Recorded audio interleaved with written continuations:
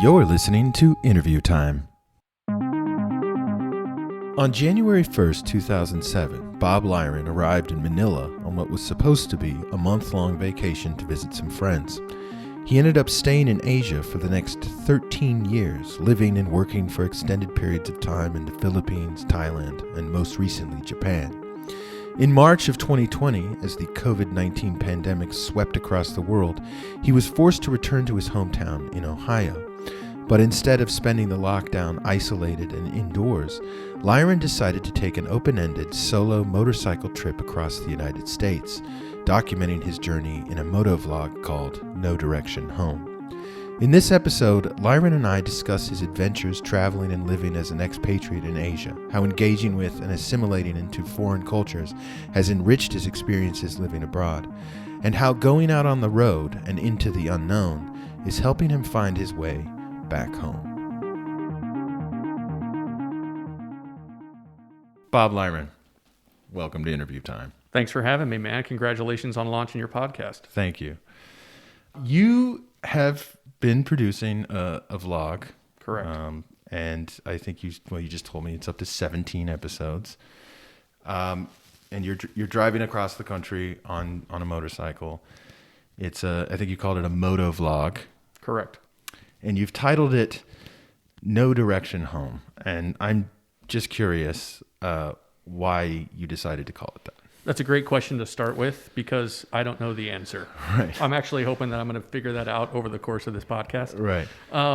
There's the obvious connection to Bob Dylan and Martin Scorsese, the wonderful documentary, which I love both those guys and I love that film. But the words "No Direction Home" have a deeper meaning to me somewhere. Yeah. And I'm actually hoping to figure it out today. So that's what we're tasked with today. I knew you back probably from 2003 to Correct. about 2007. We were friends here in Los Angeles. Right.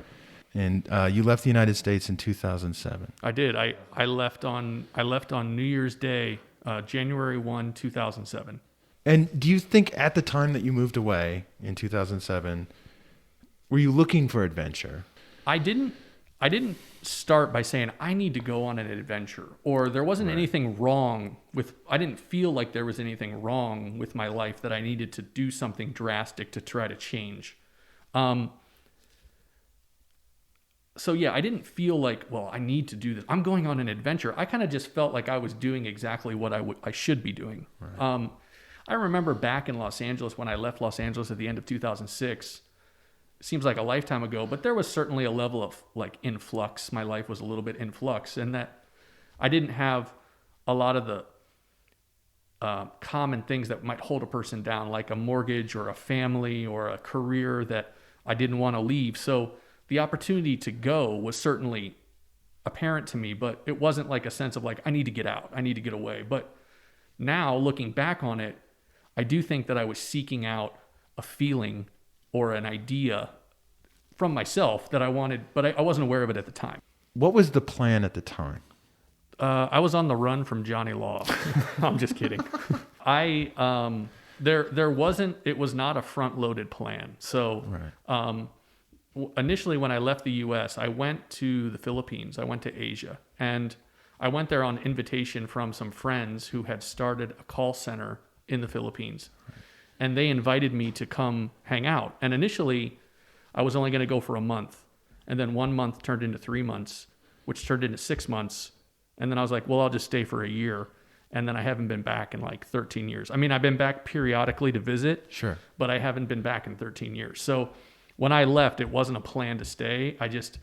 Once I got abroad, I stayed. What do you think kept you over there?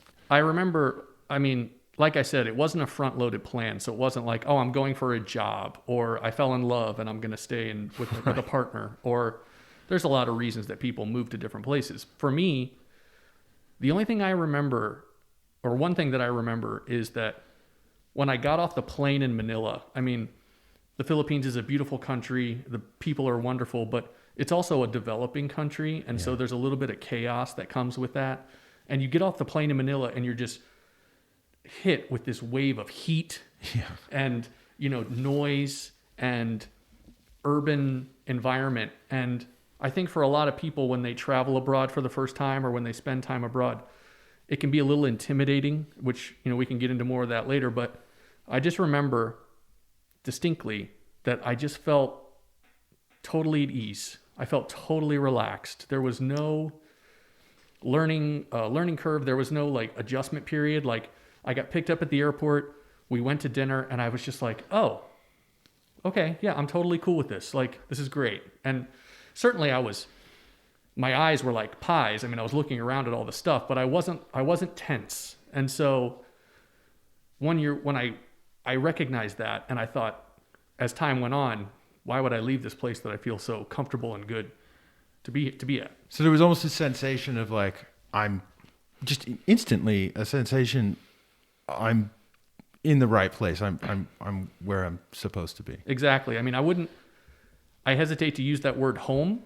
Right. But there was certainly, because there is no direction home apparently. Right. But there was just a feeling of just like very relaxed, very at ease and happy.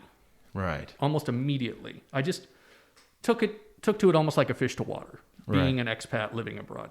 What is it about Asia that has captured your imagination or pulled you through it? Right. That's also a good question. I think that each country has a different element of culture that affects me as an expat and living abroad. So my experiences in China or Hong Kong are going to be different than my experiences in Thailand.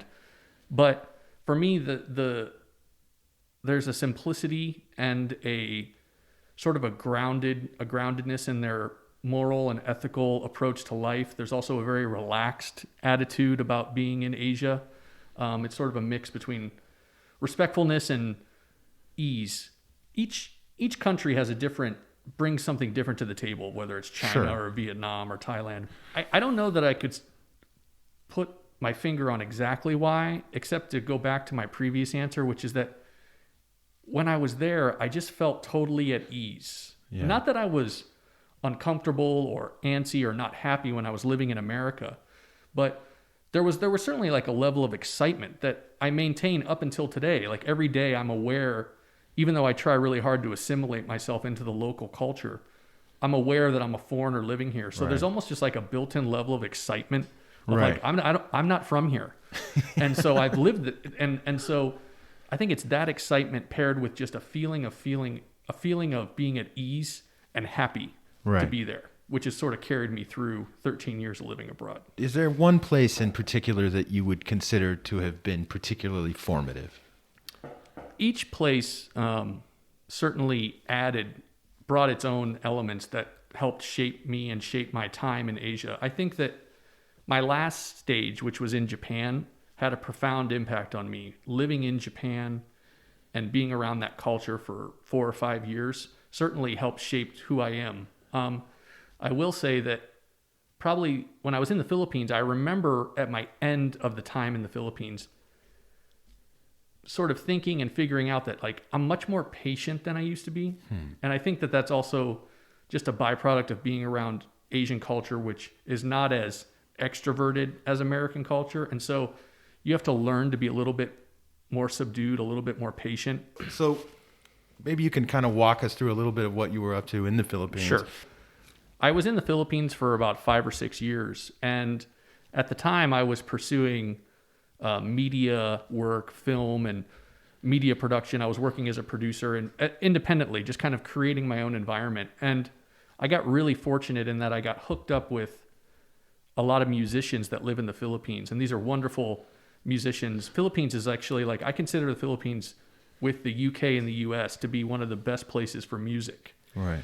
Not to dive into a history lesson, but the Philippines and the US have really strong ties because of our military background. And so American culture is very evident in the Philippines. Everyone in the Philippines speaks English. They watch the same TV shows. They listen to the same music, as opposed to other countries in Southeast Asia that have very little American influence on their culture. The Philippines has a big American influence on their culture.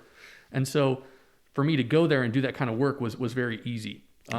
Just because we had like a common language of media and culture and history. Do you think there was something about being a foreigner that made you kind of like give you a little bit of a leg up or something? Like, Certainly different. Were you able to convince people to work with you more or different? Or Well, I think that, it's exciting for if you're working the arts or you work in media and there's a different point of view available to you, you might want to take advantage of that. Obviously, there are sometimes they didn't want to work with me. Sure. I remember that at the time I was working with some really well-known and famous musicians in the Philippines, and they had been doing music and media for so long that they had sort of a global perspective because they traveled and played music all over the world. So for them, the idea of it was exciting for them, I think, to work with someone not from their country, right, just to offer a different perspective. Another thing I did was I hosted a radio show on FM radio. And so it was called Lost in Translation. And I had a friend, another American guy that I was doing it with, and we would do a 2-hour radio show every Saturday night. And they gave us complete freedom to play whatever music we wanted. So this would have been right up your alley. My friend and I, we would build these amazing playlists of songs, and we would take movie sound bites from movies and put them in the show. And as long as we didn't use any bad language, we had basically carte blanche to do whatever we wanted. And that was a pretty cool experience to be on the radio. And every Saturday night from 9 to 11, people were tuning in to 97.1 to listen to Lost in Translation. Which is pretty cool. Did you guys have a little bit of a following with that? We absolutely did. I mean, at the time, we had we had all the necessary social media platform. We had a Facebook page and an Instagram, and we used to. And this was run out of Manila? It was run out of Manila FM radio. And we used to, we would encourage, this is it seems like so long ago, but we would encourage people to message us live while we were on the radio and chat with people. And we had a segment called Ghost DJ, where we would ask a friend to pick a song, to give us no explanation, just pick any song you want, we'll play that song. And fans would try to guess who was the ghost DJ, who was that based on the song and stuff. Anyway, it was another great experience and just something that happened. I wasn't pursuing it. I'm not a radio guy, right? But I just met these people, and one thing led to another. And then all of a sudden, it was wouldn't it be cool if two foreigners, expats, were doing a radio show in Manila? It was fun. What took you from the Philippines, I think it was, to Thailand next? Correct. How did that sort of chapter end, I guess? And yeah, then sure. You went into so a lot of it was opportunities that came up. So when I moved to the Philippines, I was already traveling to Thailand regularly. It's easy to go from the Philippines to Thailand, just flying over there. They're relatively And this close. was on business? Or Yeah, I mean, I would go for... No, I was traveling to Thailand just for fun, a couple times a year. And then if a business opportunity or an opportunity to travel with someone that was doing work there would come, I would go. But the opportunity to go to Thailand, to go to Bangkok specifically, came from an offer. There was an international school there that was interested in starting a media program for their students. So this was a private international school in Bangkok, and they decided they wanted to start a media program, but they didn't have anybody to do it. And I had a friend that worked there.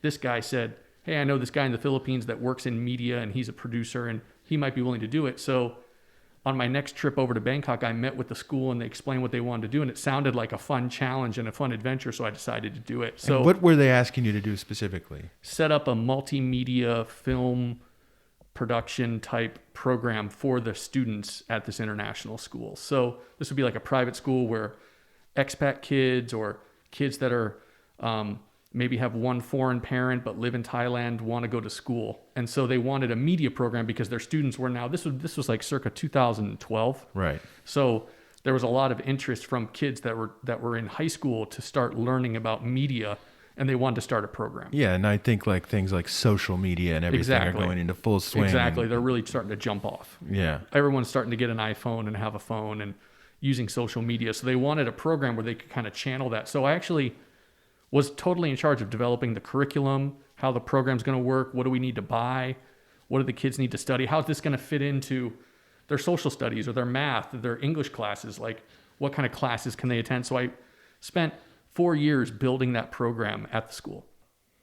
You were ready for the next chapter, I suppose. I was ready for a new challenge. And the idea of moving to Bangkok, which is a place I had visited many times, I was very excited about it. I do remember that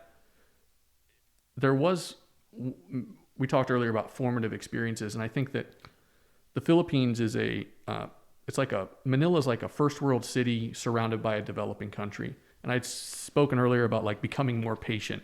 And certainly one of the experiences was like when you're living in a place like that, you have to learn to be a little bit more relaxed because things don't work exactly the same way as they do here.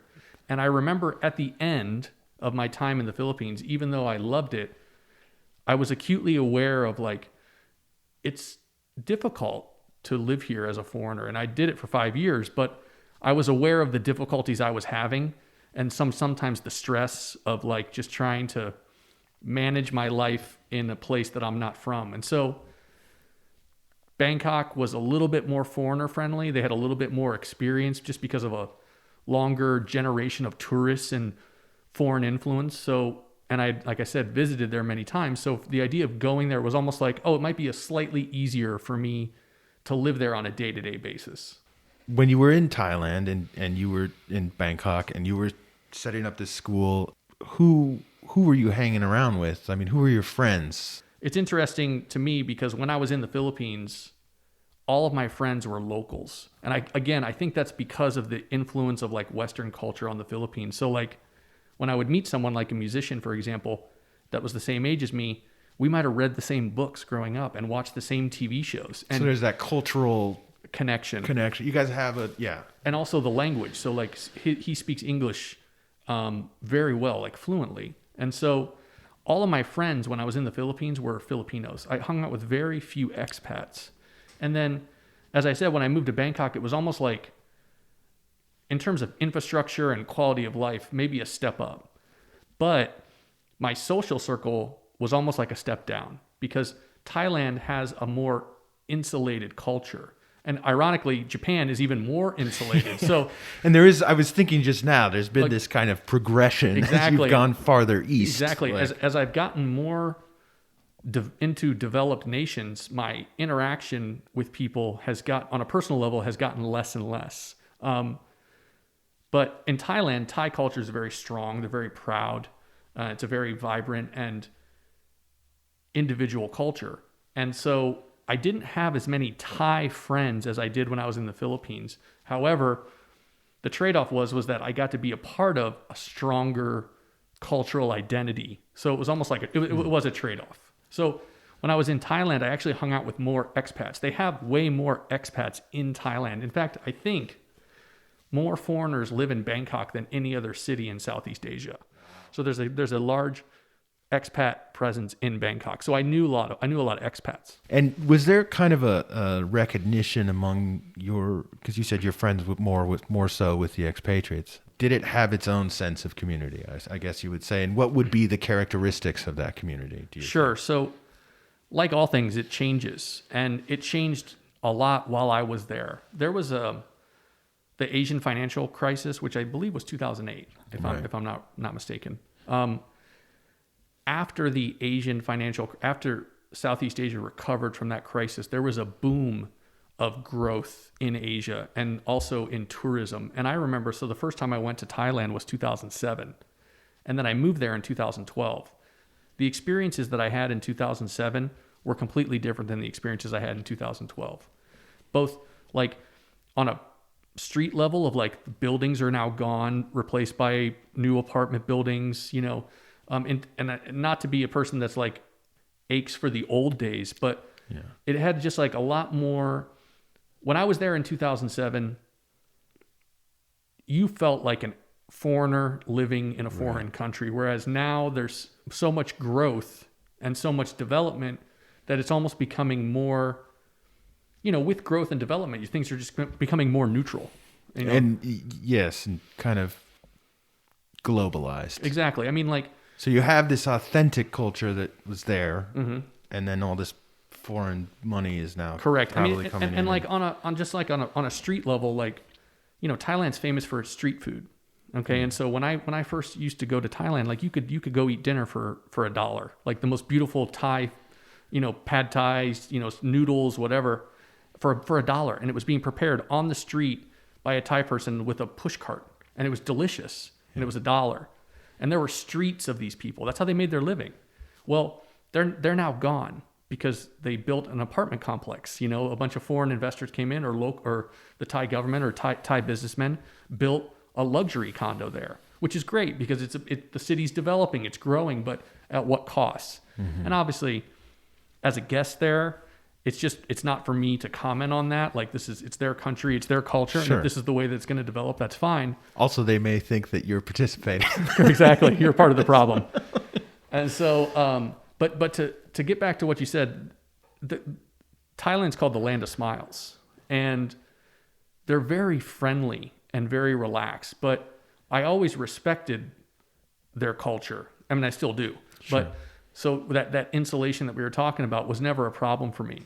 In fact, I think one of the reasons I was able to survive and be happy for so long was that I was very aware of trying to assimilate myself into the culture of where I was. I was not just trying to be a loud, happy, aggressive American guy wherever I was. And to get back to something you said before, one of the differences between when I got there in 2007 or 2012 was that if you wanted to live in the Philippines, like, or Thailand, like, you didn't have a choice. You have to assimilate to their culture. Okay. There's no, like, you don't have a choice. You have to eat Thai food. You have to speak the language. Otherwise, how are you going to get anything done? In the Philippines, like, even though they had that Western influence on their culture, it's still like, I have to eat their food. So I need to learn how to order it and learn how to like it. And when I got there, the only guys, the only expats or the men and women that were around, they didn't have a choice. They had to make that decision. But as things have developed, it's a lot easier to be there now. So you can essentially go there. You've got 4G. You've got a bunch of restaurants. You've got a luxury apartment. I mean, like, when I first moved there, I was living in Thai neighborhoods. I mean, my neighbors were Thai. It's just Thai people, you know, and to them, it was this novelty that this white guy was living on their street. You know what I mean? They loved it. They thought it was crazy. Yeah. You know, little kids like poking their head out of the door and like laughing at me and wanting to come up and look at my skin and, you know, like my eyes or whatever. And so in order to not just thrive, but just in order to exist, you have to be willing to assimilate yourself into the culture. And I was very aware of that going back to, like I said, the first time I got off the airplane, I was like, okay. And I was very aware of the culture around me, and I identified that as like, I need to become a part of this if I'm going to stay here. And I think I was successful, which is why I was able to stay for 13 years. When you went in 2007, you said there were streets full of street food vendors. You could buy noodles off the street. But now when you went back in 2012, that had kind of disappeared. Slowly. From 2012 to 2020. And what is that for us? Is that kind of globalized economy? I know what you're talking about. If I were to characterize it, I would call it like the Dubai syndrome. Like, it's like the world is turning into the duty-free shop at the airport. There's something authentic that's being swept away, and then something kind of globalized and commodified that's like coming in. And I'm wondering if you've experienced that feeling. You may not, but it seems like you're talking about that right now. You said it perfectly. There's a globalization that's happening, and like I said, like, what do I want? Or do I don't want that? I don't want Thailand to develop and for people to make more money and for their quality of life to improve. Of course I do. I think that it's a byproduct of, you do lose a little bit of your culture when you become bigger and more global, and there's more of an influx of foreign investment or foreign culture that's coming into your country. And it's a challenge for these countries to try to maintain it.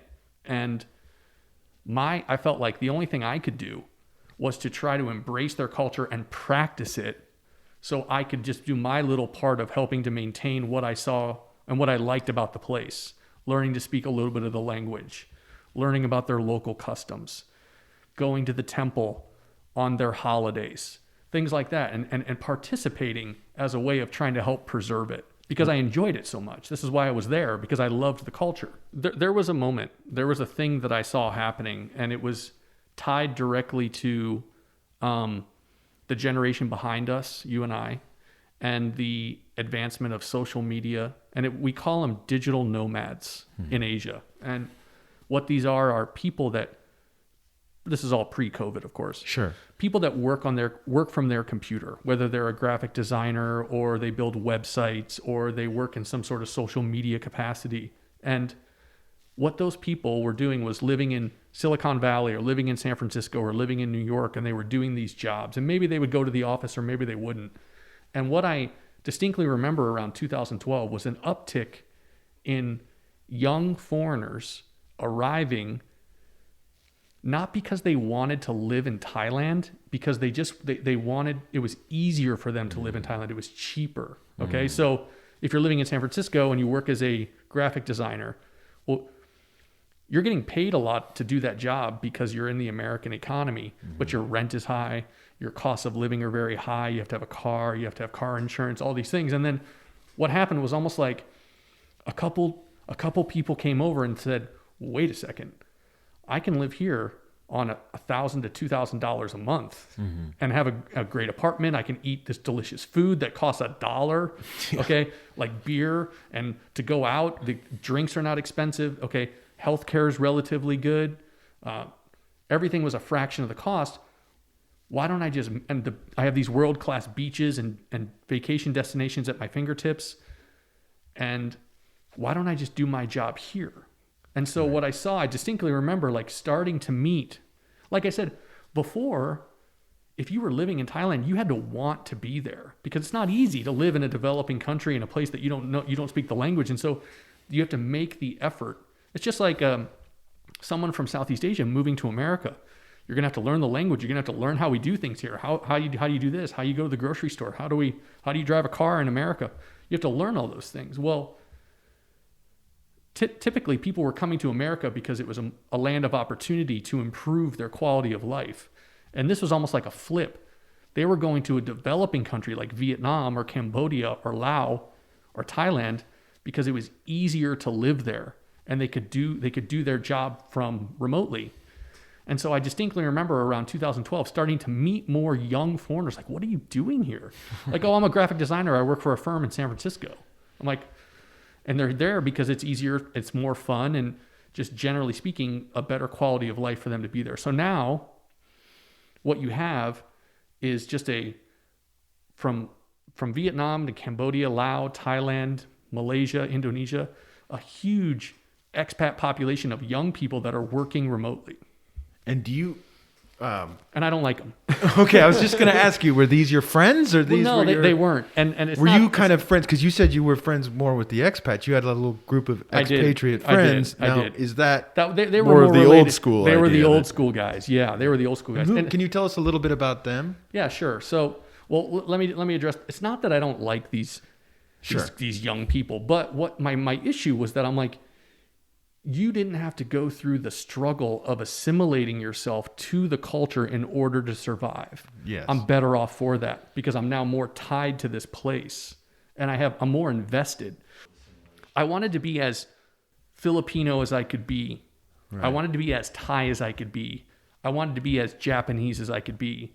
And I think it comes from a place of respect. Yeah. I respect your culture. You know, when people move to America, we expect them to become like Americans. You know, that's what we want. We want you to be like an American.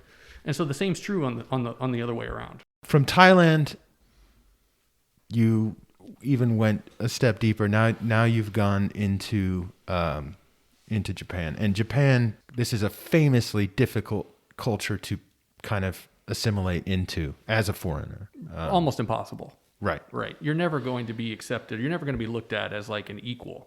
Right. I mean, and I don't mean you're going to be looked down upon. Certainly there are ways that they can, but they don't. So living and visiting so many other places in Asia for so many years was really primer for like the big leagues going to Japan, where it's like everything has a meaning.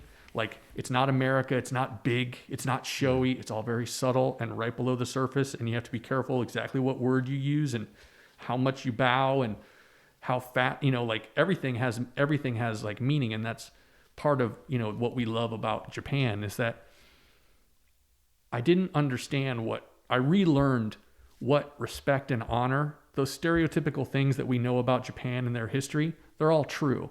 Right. And there's a level of respect, accountability, and honor that's deeply ingrained into their culture, and it percolates all the way down to the basic level of how they interact with strangers on a train, on the subway or in a restaurant, or, ordering a cup of coffee at Starbucks is done differently than it would be done here. The subtle art of being Japanese is a very real thing, and it's taught to children from birth. When I've talked about this to friends, trying to explain it to them, I said, it's like our inherent freedom. It's comparable to an American's inherent freedom.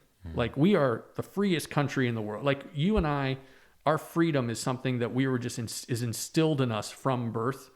In Japan, the art of being Japanese is something that's instilled in them from birth. And that it has many facets of honor, respect, how you behave, but they know that their ability to be the best version of Japanese people is the most important thing, because their culture is so strong, because their culture is so self-contained, that they're all doing their part individually and as a whole to preserve that. And it has a lot to do with honor.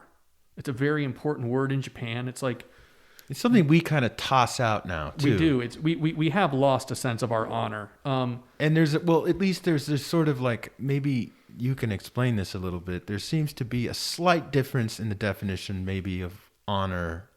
What would you consider the Japanese definition? Exactly. From your understanding of what honor is. Just to take one that people might know, is like, Japanese people call each other by their last name. You wouldn't call me Bob. You would say Lyren-san, right? Mm-hmm. Why is that? Why do they call each other by their last name, not their first name? Well, it's because your name it represents you and your clan, and that's how we identify this group of people, right? So I'm from the Lyren clan. If I'm just Bob, there's a lot of Bobs out there, but there's only a few of my clan. And so I know that I have to preserve and protect my name, because it's how people identify me and judge me and view me. And so that's just like one little element to it, of like, and you're maybe part of something larger than yourself. Exactly. Japan's famous as a we before me culture. Mm-hmm. And I think that also comes from wanting to protect something that they care very much about. Whereas in America, it's like more individualistic. It's more about going on your own, and you can do everything on your own and getting people out of your way to achieve your goal. I mean, I think our culture is just a little bit more about me before we. I think you're absolutely right. And I think that, it's interesting. Probably the United States is as far as you can get west in Western culture in a way. And Japan, I feel like, was the farthest east. I agree. Like I was saying, the stages of my time was like Philippines to Thailand to Japan. Those were like the three big stops. And it was funny because the Philippines is the most assimilated to Western culture. So everyone speaks English. It was a great first country to go to because mm-hmm. like everyone speaks the same language I do. Like I said, I'm really glad I went to Japan or lived in Japan last, because it was the farthest away from America and I had plenty of practice living abroad. Right. Whereas if I had gone to Japan first, it might not have gone as well. And back to something you said before, like, I never feel like I'm being looked down upon because I'm mm-hmm. a foreigner. However, they're acutely aware of their culture and my culture. And that's part of my responsibility of living abroad, is to try to respect that. So I was trying to be as Japanese as I could out of respect for their culture, because I want them at least to see it. So what was your life in Japan most recently? What was your life like? I moved to Japan in 2016, and it was the most structured life that I had living abroad, versus other mm-hmm. places that I had lived. Again, just because it's a more developed country, there's more infrastructure. So I would say that even though I was living in the most foreign place, my day-to-day existence most closely resembled what my life would be like in the U.S. for your average person. Whereas other places I'd lived prior to that, it was completely different. There was, when I was in Japan towards the end, I left when COVID happened, which I'm sure we can get into. But I remember that I was actually starting to feel a struggle or an internal struggle about my existence in Japan because it had become so structured. Right. Because I remember there were times towards the end of Japan, I was thinking, well, essentially I'm just living the same way I would be living if I had been in the US. Right. Whereas when I'd been in Thailand or some of these other countries, it was way more like an adventure of a life. And I remember starting to feel a little bit like, oh, maybe it's time for me to make a move back to a place where I could recapture that adventurous sort of spirit, because the more developed the country you live in, the easier it is to live there. The train works better. The food is, it's easier to get. The internet's better. All those things that we take for granted. I was starting to take those things for granted too. And there was a little voice inside my head that's like, you've kind of strayed away from what you were doing before. Is this what you want? And is that little voice in your head? I mean, is that who you are? Are you someone, Bob, that like can't? I think since I've known you, like, yeah, you don't necessarily. You haven't wanted that traditional life. I certainly think you can make decisions. Sometimes people make those decisions without knowing why they do it. I just got married because everyone was getting married, and I had kids. I know that I specifically didn't make decisions that I knew would impact my life. For the easiest ones are like getting married and starting a family is a great way to ground you in a certain reality, sense of responsibility.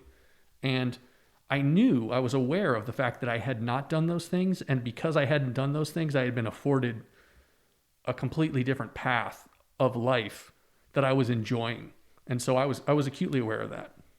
And did you have a feeling that maybe that was starting to slip away? Or? It was. And I mean, I think just the structure of my life in Japan at the time was it was starting to become more grounded. I mean, at some point I could have been like, I could be married right now. I could have a family right now. And it wasn't that I didn't have a negative reaction to that idea. I'd love to have a family one day. But it was just there. I knew that there was something missing. And so ironically, after COVID hit and then I moved back to America, and the things I've told you about that I've been up to might've been in a direct response to that experience in Japan. How did the realization come about that like, I have to leave Japan? Sure. So it's directly tied to COVID. We were ahead of the curve in Asia on COVID just because of our proximity to China. So I remember in February, I actually traveled to Canada to see some family and have a little winter vacation. And in first week of February, I went to the airport in Japan and it was like a ghost town. There was no one there. There was hardly anyone on my flight. And then I went to Canada to see some of my family, and they were way behind in terms of like the COVID curve than I was.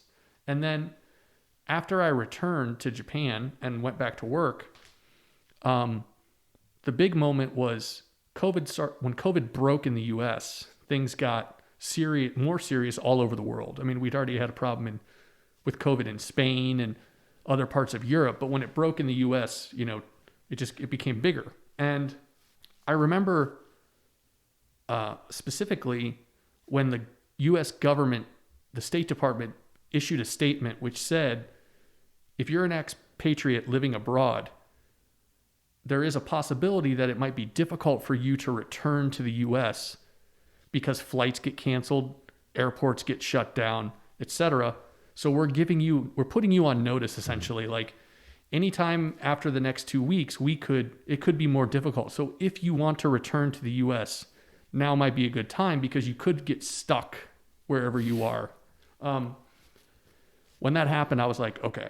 Yeah. And so I went to my employer and I spoke to the Japanese company that I was working for, and I was very fortunate that they were very supportive of me and working with them. So they said, why don't you return to the US and just continue to work remotely, which I did. And that all happened within about 7 days. 7 days. 7 days. So I remember the day that I read the article from the State Department. It was an official statement from the State Department.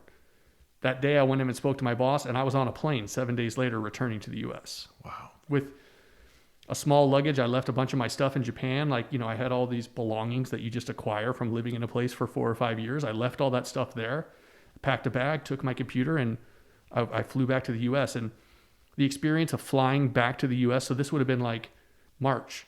The the experience of flying back to the U.S. was very interesting. Again, it was kind of like that I Am Legend, Contagion film kind of vibe, where I remember I landed in the airport in Minneapolis and it was just deserted. There was no one around. Right. We went through security. We did, they took our temperature, and then I was just like sitting in an empty airport. Everything was closed. And so, and then I just made my way back to Ohio, where I'm from. Now, I will admit that there was a certain level, like even that 7-day turnaround to return to America rekindled a bit of that adventurous kind of, and of course the context was terrible because we were in the beginning of this global pandemic. But I was like, oh, okay, I'm back into like, this is what people that aren't grounded in responsibility like me with a family or a job that you don't have flexibility, they don't get to do this. So I'm just like picking everything up and heading back to America. Under very fortunate circumstances, like I said, I was able to keep my job and they were supporting me. But I remember when I got back to America, it was almost like a little bit of reverse culture shock, coming back to a place that I hadn't lived for 13 years. I remember specifically, like I said, in Asia, we were way ahead of the curve in terms of COVID because of our proximity to China, but also Japanese people and other Asian countries, they wear masks all the time anyway. Before COVID, you would wear a mask. It's not uncommon to see many people on the subway or on the street wearing a mask. And I remember right at the beginning of COVID in America, there was a lot of confusion and conflicting reports about whether we should be wearing masks. And I came from Japan, and I remember the first time I went to the grocery store, I was wearing a mask, and people in the grocery store were like, look at this weird guy wearing a mask. Why is he wearing a mask? Now, of course, everything's changed, but it was kind of funny. It was like when you move to Southeast Asia and you assimilate yourself into a culture and you live on a dead-end street surrounded by Thai people, you're going to get a lot of looks, in the best way possible. The little kids, especially, they love to see this white-skinned, fair hair guy that doesn't look like them. Yeah. And so I had that experience, and I had the exact same experience when I came back to America too. It's like there is no direction home here. This is not my home because I'm being pointed at and stared at in the grocery store. How was that adjustment suddenly living in Ohio? You think of, Midwestern. I mean, Ohio is about as America as you can get. It's the Midwest. It's, the heart of it all. Yeah. And now you're at home, you're with your family again. How was that for you? There was a honeymoon period of being around my family, and I hadn't been around in 13 years. I mean, except sporadically. So for me to see my nieces and nephews on a daily basis was great. And I enjoyed it. And then like most honeymoon periods, it lasted for a little while. And then I started to get into the day in, day out sort of like quarantined life, which a lot of people experience. Mm-hmm. And I was no different. The only thing I think that might have made me have a slightly different experience was my primer from what I was coming from for the last 13 years. So after the honeymoon phase, it's fair to say I was getting a little bit antsy in a different way than just someone who had been going to an office and then now was forced to work from home. How did the idea to start to go on a road trip, how did this develop? Sure. So initially it started, I come from a big family. I have 3 brothers and 2 sisters, and they all have their own families. So my clan is pretty big. And 2 of my brothers had been considering buying motorcycles, and they wanted to buy these bikes. They're called dual sport motorcycles. Essentially what it is like a street legal dirt bike. It looks like a dirt bike that you and I would call a dirt bike, but you're allowed to drive it on the road. And it's for riding on trails, riding in the woods, doing things like a dirt bike. And so 2 of my brothers had been considering getting those because we travel up to Canada in the summers and there's a lot of places to ride there, and they thought it would be a fun thing to have. When I moved back, I was just folded right into that conversation because of my proximity to them. And also the other thing that was going on was that I knew I needed something because I was stuck in lockdown. I couldn't do the things that I would normally do. Like I love jiu-jitsu. I practice jiu-jitsu and I've been doing it for a number of years.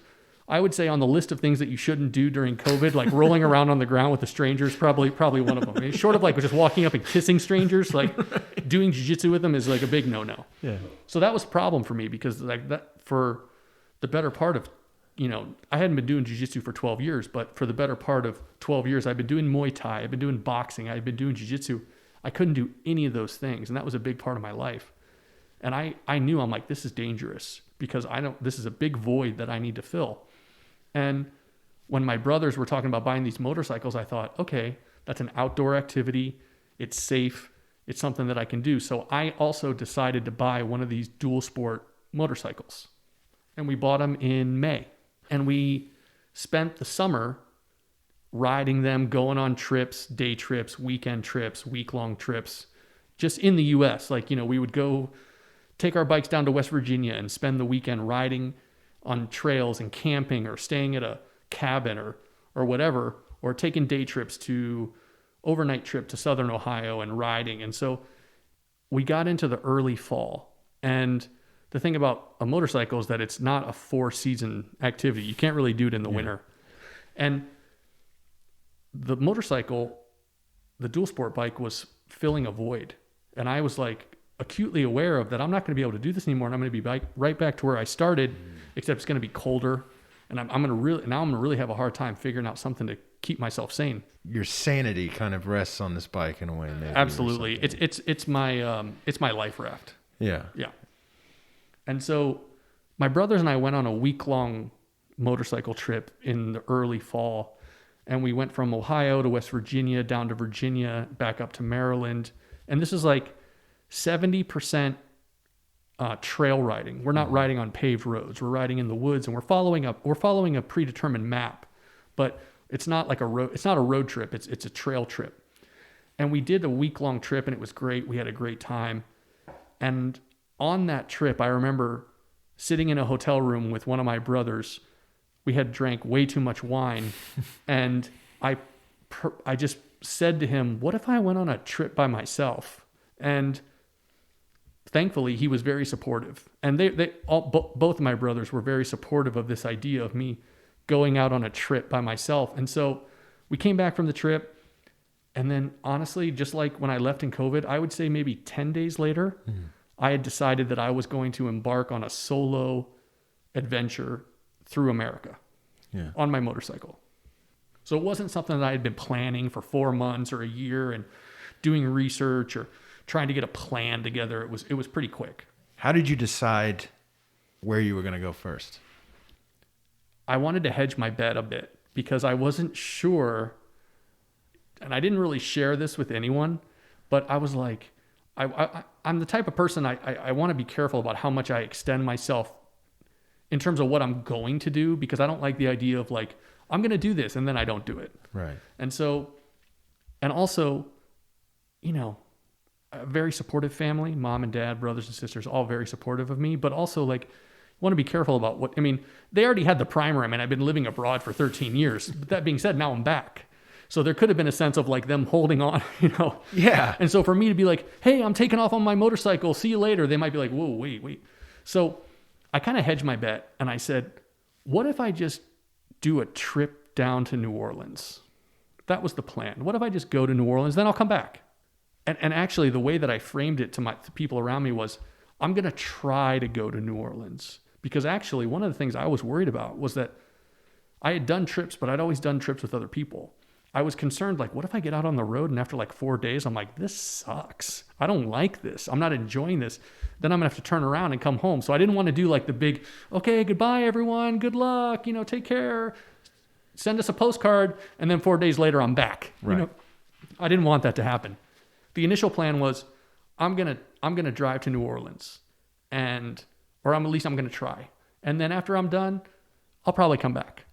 Now that obviously that's not what happened. And pretty quickly into my trip, I realized like 2 or 3 days in, I love this. I'm so happy right now. Oh my God, this isn't going to end. And so, yeah, that was the initial plan was to go to New Orleans, but pretty quickly into the trip, I realized it wasn't going to end there. So there's different kinds of, obviously there's different kinds of motorcycles. You've got like Harleys and road bikes, but then what I'm riding is called a dual sport, and it's more like, almost like a dirt bike. There's another bike that's called an adventure bike, and you see those a lot on the highway.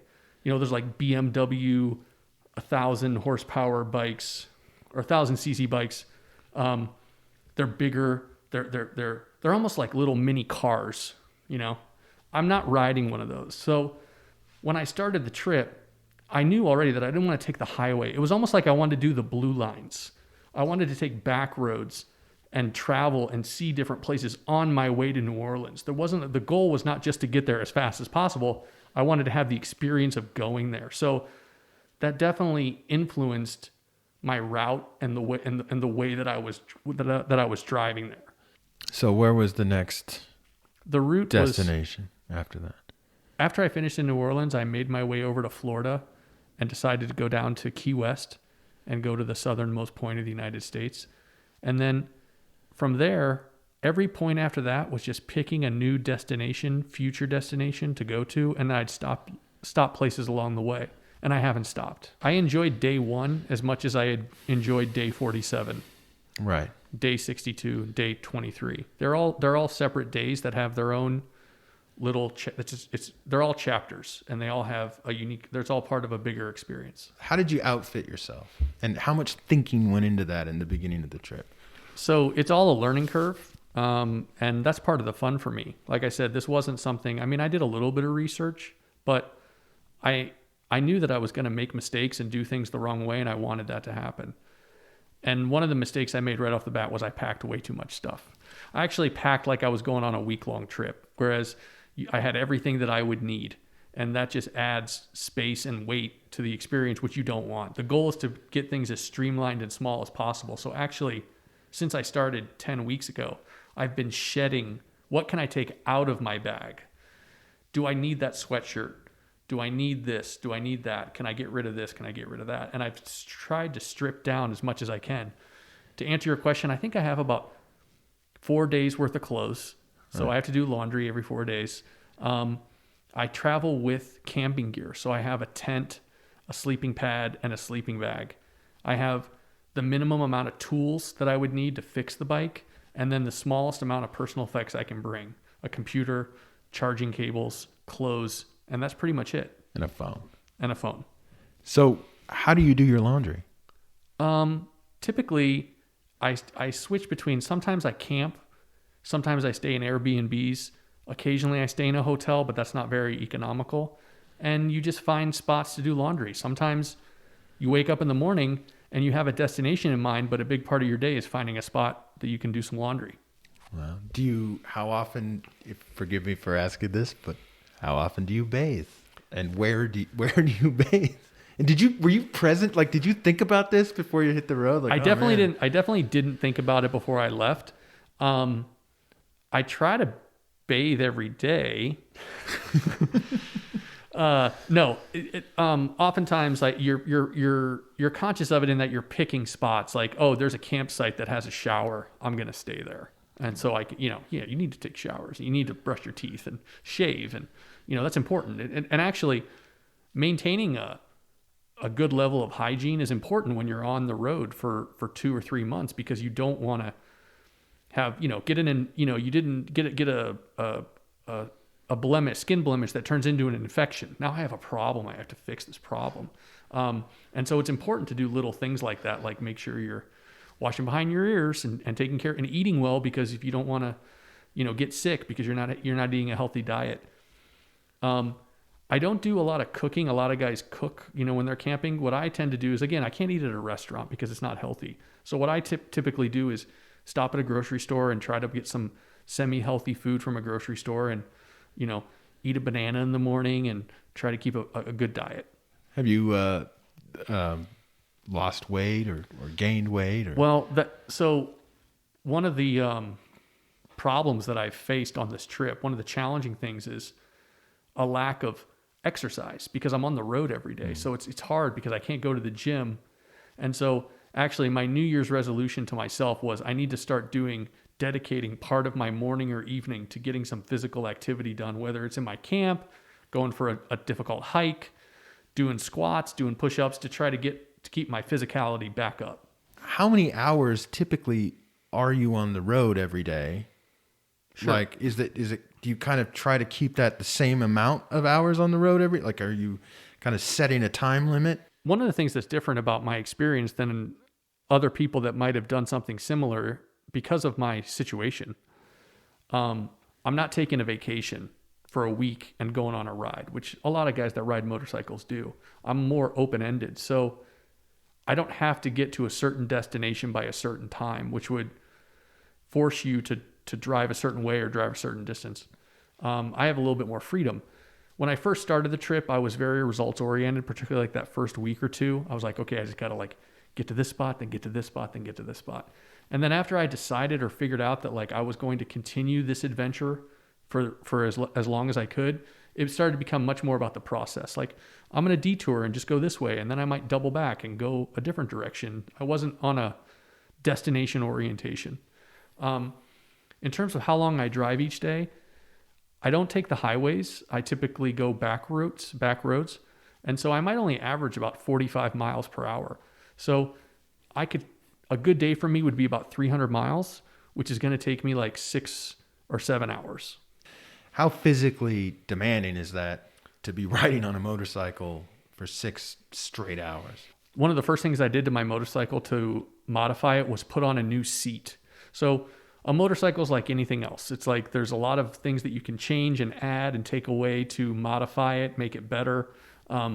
After I bought the bike, I changed the seat, and I spent not a lot of money, but I spent money to put on a much more comfortable seat, because your butt is the one thing that's going to get, it's going to get tired after 7 hours of riding. In terms of the physicality, your body can get trained pretty quickly, just like anything. You get, after a couple of days, you're sore, but your body gets trained to riding on the bike. In terms of challenges that I face riding the bike, they're all external. Because I'm on a motorcycle, it's hard. You have to sort of do it to appreciate it, but there's no refuge from external conditions like rain or wind or cold weather. I mean, if you wake up at 8 o'clock in the morning and it's 35 degrees outside, you have to go get on the bike. You're not getting into a warm car. Or if it's raining, I mean, I guess I could say, well, I'm just going to sit in my tent all day and wait for the rain to stop, but I don't want to do that. I want to go. So a lot of the challenges are external, like weather. So what do you do if you wake up in the morning and it's raining? I've been very lucky with rain. I've only had a couple of days of bad rain. And the hard part is when you're literally on the road and it starts raining. Yeah. And really it's just it's a case by case basis. If it starts raining too hard, I got to pull over and find cover. Basically find a tree or somewhere an old barn on a farm. I'll pull into a barn and just kind of wait it out. I've been very lucky with rain. I have had several days in a row of cold weather because the wind chill, I'm not protected from the wind. So even if it's 50 degrees, but you're riding on a motorcycle at 50 miles an hour, it's going to feel like 40 degrees, and it's cold. And so it's also part of like stealing your mind. And a big part of going on a cross-country road trip for several months is you have to have a strong mind, or at least get your mind in the right frame of reference to deal with external factors. Is there something you do every day to do that? Do you meditate? Do you... I don't meditate like do TM or practice meditation regularly. One of the most unexpected pleasures that I've had from doing this trip is I have the ability to listen to music or listen to a podcast because I have these speakers inside my helmet and it's connected to my cell phone. So I could just drive down the road and listen to your podcast episode while I'm riding. And it makes for real pleasurable riding. And at the beginning of the trip, I did that. Listen to this podcast or listen to some music. And then pretty quickly, I stopped doing that because it was almost like too distracting. Like if I was just going on a regular day trip and I was going to come home for dinner, maybe I'd put some music on. But I knew that in order to experience this the way I wanted to, I had to have like an open, clear mind. I didn't want to be distracted. And I had one of the most singular, interesting experiences from driving for hours at a time with no mental distractions beyond, being careful on the bike. And what I learned is that if given hours, 5 or 6 hours, no cell phone, no phone calls, no nothing, your mind can go in these amazing directions and these amazing places. And you can just let your mind think about things for hours at a time. And some of the most pleasant and pleasurable days I've had are when my brain is just going and I'm just internally thinking about all these different things and having these amazing mental, it's almost like a form of meditation. I was going to say, it sounds like riding the bike itself is almost a meditative experience. And I understand that most people don't have this experience, but I would equate it to being able to go into a room and almost like meditate for as long as you want without any distractions. You're always amazed at where your mind can go during those episodes. And I get to experience that on a daily basis, which is not something I was anticipating. Right. Do you think you're training in like jujitsu, for example? Like, I know martial arts often have, there's a certain, it seems to be about focus. Like, has that played a role in any of this, do you think? Or? I definitely think that in particular, jiu-jitsu requires a long period of dedication. It's not something that you can do very quickly. You have to dedicate a lot of your time to it. So there's a discipline that comes with that. And I think that discipline has certainly aided me, because this trip turned into maybe it's going to be a week to now almost 3 months later. So there was just a level of discipline. Of course, you could also get that from work or from other hobbies. But for me, the discipline that I've developed from doing some other things has played out here. You're by yourself for hours almost all the time. Almost all the time. It's interesting to me that a lot of people have spent like the COVID lockdown by themselves inside. You are spending it alone, but outside. How do you deal with the loneliness? Is it something that it doesn't bother you at all? Or is it something that it does bother you, but how are you dealing with that? There are moments of loneliness, and,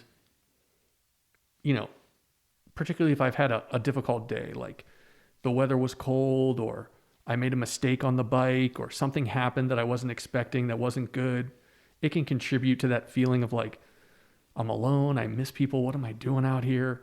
But those instances are few and far between, and far outweighed by just a general excitement and happiness about what I'm doing. So every day I wake up excited to get on the bike, to see what I'm going to see what's going to happen as the process continues. So loneliness is never really a problem for me. It's there, but it's dwarfed by a general excitement about what's going on. Right. You're encountering something new like every moment. Pretty much, yeah. Like, I mean, you could say everybody is, but you're really sort of literally actively driving to something new every moment. What has been the most challenging part of this trip for you so far? It goes back to the video blog. Yeah. I didn't start the video blog right away. In fact, the first maybe 10 or 12 days of my trip, I was just experiencing the adventure of going on this trip, and I wasn't filming it. And as someone that has a background in media, we both do, you know that creating something requires a dedication to that creation. In other words, if you're gonna make a video, you have to make the video. My problem was that that's kind of in conflict with what I was doing, which is riding my bike around the country, meeting people, seeing things, and having experiences. And so the most challenging part was figuring out a balance between how do I record this, film it, document it in a way that I feel comfortable sharing with it, while also having what I thought was this very individual experience of going on this road trip. And so it took me a couple of days and to figure out how to do it. And I had to make some concessions on both ends. Like, I can't film that the way I should because it's going to be too difficult, or I can't go exactly where I want to on my bike because I have to be conscious of the fact that I'm going to have to film it, things like that. That's probably the most challenging part. You don't want the act of creating a video log about what you're doing, or a video blog about what you're doing, to disrupt just the pure experience of what you're doing. And vice versa. You're trying to capture that pure experience, but not maybe. Yeah, and the other way, I also don't want the act of just driving and being on the road trip to negatively impact a thing that I would like to share with people. Right. So it's all about finding that balance. And that's been a challenge, and it continues to be a challenge, and it's something that I deal with. You shared a little clip of a video of one of your vlogs with me in preparation for this interview today. One of the episodes, yeah. One of the episodes. And you were in a small town, very small town in Texas. Del City, Texas. Yeah, population like 487 or something. And you were in the Spanish Angel Cafe. Correct. And I was just curious, like, when you walk into the cafe, do you say to them, like, hey, do you guys mind if I film you? Or how does that kind of interactions start. But I appreciated that episode because you walk in and we're like, it's really interesting to go just meet people on the road. But how do you set that up? Sure. So I'm glad that I got to share that clip with you. And I think that clip that I shared is indicative of what I've been experiencing on a daily basis, which is people are very friendly and welcoming to someone that they don't know coming into their little world. So in this example, I stopped in this little cafe. It was a gas stop. It was an unscheduled stop and I needed gas because I was in West Texas, and sometimes gas stations in West Texas can be pretty few and far between. So I knew that I was going to go to this place called Del City just for gas. And while I was there, I saw this cafe and I went inside, and there's the two people, a husband and wife that run the place. And there was one couple eating in there.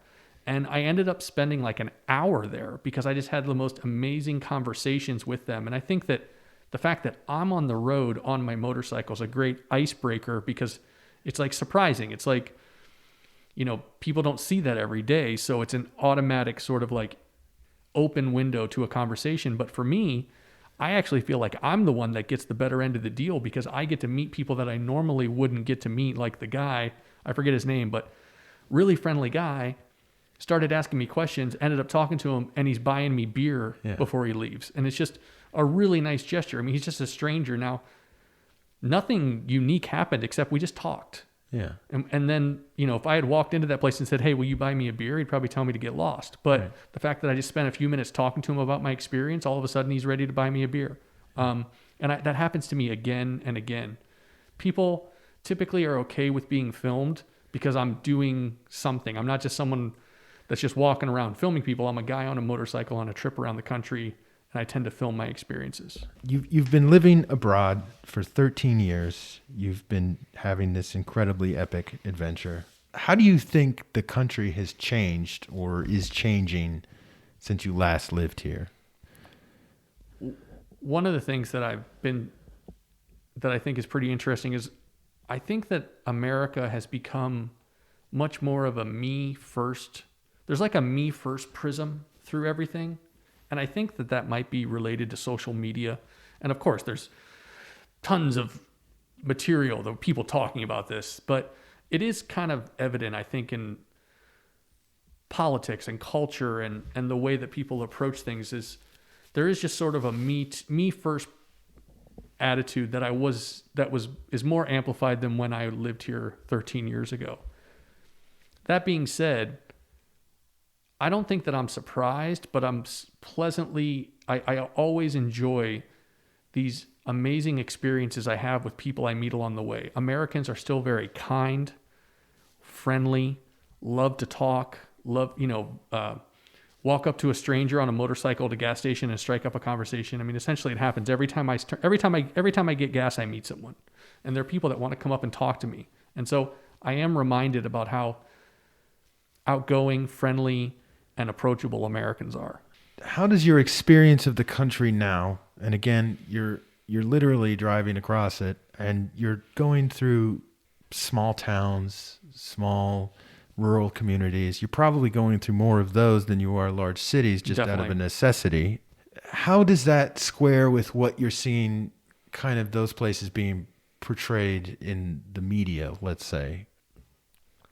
This whole process has actually been about rediscovering America, as you pointed out. I'm kind of interesting that, and from a COVID point of view, everyone had to sort of go inside, and I was able to find a way to kind of go outside. But I am through this process, and I didn't start out trying to do this, but I am kind of rediscovering America after a long absence. And when I returned, I started to get more integrated and involved in like the news and politics just because of my proximity to it. And I would say that what we're seeing on the news is a piece of reality that's put through their filter. In other words, sometimes when I watch the news, I feel anxiety, I feel depressed, I feel worried, but my day in, day out experiences on the road don't reflect that. I don't see that. I don't see political aggression. I don't see people behaving inappropriately towards people that they disagree with. I don't see any of it. So it is kind of interesting when you take things from what you might see on the news or the media, I'm not really seeing that reflected in my day-to-day experiences. You talked about how living in a foreign country in Asia, you have attempted to the best of your ability to kind of assimilate back in or into the different culture that you're living in. Now you're back in the United States again. Do you feel like you have to kind of like assimilate back into the United States now? Again, when I started this journey, the goal wasn't to try to rediscover my country. I didn't have a plan. It just happened, but it is happening now. And I do think that it reminds me, if I'm going to pull from our mutual history. Yeah. Do you remember in 2003, you and I went to see a documentary film called The Fog of War? Yes. By Errol Morris. And it's about Defense Secretary Robert McNamara, his interviews with Robert McNamara. Now, for the listeners, Mike and I, that was a sort of a seminal moment in our friendship, going to see that documentary film together. Well, there's a part of that documentary where Robert McNamara is talking to the director, Errol Morris, and he says, Robert McNamara quotes a poem by T.S. Eliot. And the quote is, "We shall not cease exploring. And at the end of our exploring, we will arrive where we started and know the place for the first time."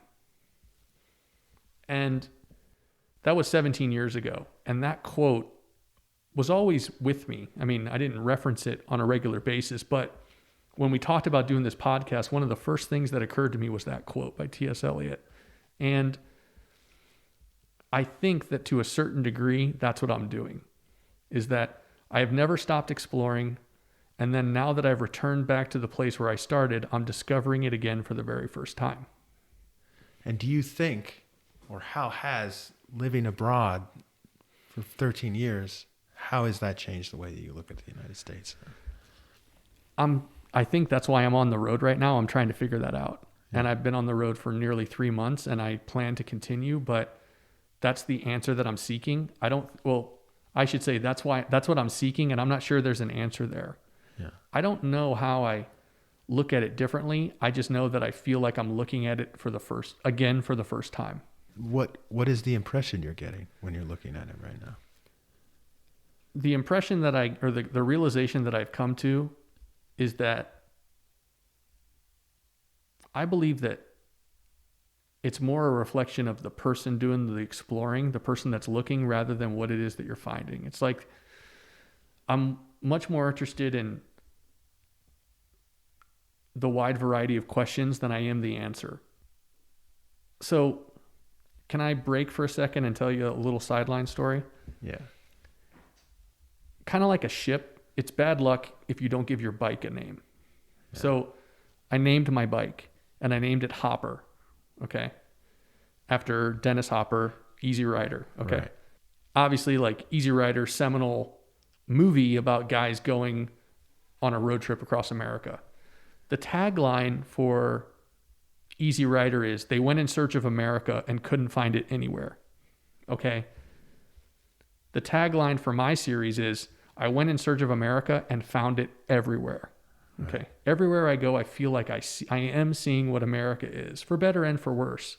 And what I realized is that this journey is more about how I see America, because whatever you want to find out there, you're going to find it. If you're looking for political division, if you're looking for turmoil, if you're looking for a country on the brink, you can find it. If you're looking for sort of the tenets of what it means to be an American, freedom, pursuit of happiness, pursuit of opportunity, you're going to find that too. You can find excess, you can find conservatism, you can find everything in between. And I've seen it all. And I think it's not about what I'm hoping to find. It's about, I want to continue the journey looking. What do you think Americans, particularly right now, might benefit from learning from Japan? I wish everyone could have the opportunity to experience a completely different culture, and moreover, to do it in a mentally relaxed environment. Because I think what I learned, or what I wish people could learn, is that America's like the center of a lot of things, but there's a whole bigger world out there, and they're doing things in a different way. It's not better, it's not worse. I always have been, and I continue to be so impressed with taking a sense of personal responsibility, call it honor, call it self-respect, that if you challenge yourself to be true, to live with a moral or ethical code that you design, that can make not only you a better person, but it can contribute to making society, your little community, your country, and the world a better place. I do believe that. And I see the evidence of that from Japan. That internal sense, inbred sense of honor and respect is a very real thing, and it can have a profound effect on the way that their community or society operates. You've done things, you've kind of done at least two things that I can think of that other people, like, it's the kind of thing people just like dream about. They're like, oh, you know what I'd love to do? I'd love to just go live in a foreign country, you know? I'd really love to do that. That's my dream, you know, and it's very romantic. And another one would be like, oh, I want to drive a motorcycle across the country. I'm just going to leave everything behind and go drive across the country. And these are things that people romanticize about. But what would you say to those people before they do that? If they're going to do that for themselves, what would be the advice that you would give them? I think there's two things that I would like to say about it. Number one is, don't think that you can't do it. Because the truth is, I did both of those things without a plan. Now, I had to manage it. Of course, I still am managing my life abroad, and I'm managing this trip while I'm on it. But don't think for a second that I had something special about me that made me capable of doing this in terms of like starting or, you know, getting the jump off. Mm-hmm. That would be the first thing I'd say, is that. So it doesn't, and it also doesn't have to be extreme. Like, you don't have to move to a foreign country, but you can go visit a foreign country, or you can take a unique vacation. Don't do the thing that you normally do. Challenge yourself. The second thing I would say is, I think that leave your mental baggage, leave that at home. Drop your impressions, your preconceived notions about what it is that you're going to see or where you're going to go. Leave that at home and go with an open mind as you can, because you're going to be amazed at what you can experience. And conversely, I tried to do that when I came back to America. After being gone for so long, I didn't want to have all these preconceived notions about what I thought America was, particularly when I went on this unplanned road trip. Like, I'm trying to let it come to me. Whatever it is that I see and experience, I want it just to be what it is, not what I think it should be or what I'm expecting it to be. So for people that want to do something, figure out what it is that you can do and do it, and try to have as an open mind about it as you can. Is it true that you can never really go back home? I think that people define that word home in different ways. For a lot of people, it's a literal thing. It's a place that you grew up. It's a place that where your family is, or it's your house where you live and work and share your life experiences with people that are close to you. I think for really lucky people, home can be a person. Home can be someone, a partner, a husband or a wife, or a life partner, and they're your partner in your journey. And that's a great thing. I consider myself especially lucky because, for me, I define home as an experience. It's a process. That to me feels like home. So, in essence, I'm always home. Wherever I am and whatever I'm doing, if it's a part of my process and my experience in life, I feel like I'm home. So that's how I define home. And I think that anyone that wants to can find their own definition of what home means and then go to it. If you're in that mindset, then I suppose in a way the term no direction home, well, there is no direction home because you always are home. For me, yeah. When we started this podcast, the first question you asked is why I called my video blog No Direction Home, and I said, I don't really have an answer. I'm hoping to figure it out by the end. And I honestly feel like we're much closer to me figuring that out than we would when we started. Right. How long do you anticipate being on the road? when I started the road trip, I was careful not to try to define it, because I was worried about if I fell short or it didn't work out. And also I'm now careful about how long am I going to extend it, because I don't know what's going to happen. What I can tell you is that being on the road and having this experience feels like I'm home. And no one wants to leave home, because home is where you're the best version of yourself. So my hope is that I can continue to not only have this unique experience, but also to share it through a YouTube channel and video blog, and that people will also enjoy the experience and take something away from it. And if they do, then that motivates me to continue to keep going, to try to seek out this direction home. Well, Bob, I really want to thank you for coming on the show today. If you would just briefly tell people where they might be able to find your blog. Sure. So it's going to be a YouTube channel called No Direction Home. If they just go onto YouTube and search No Direction Home, and then there'll be the corresponding social media, and they can follow me and communicate with me there. I'd like to say, I hope that I can come back and share more of my experiences after I've been continuing this journey. Right. Well, let's consider this like part one. Okay, here we go. I definitely think that we should check in maybe in 6 months. Sure. We'll do another one, and we'll see where you are, and we'll see if you've managed to assimilate back into the United States. And again, thank you very much, Bob, for coming on the show. And everyone, you've been listening to Interview Time.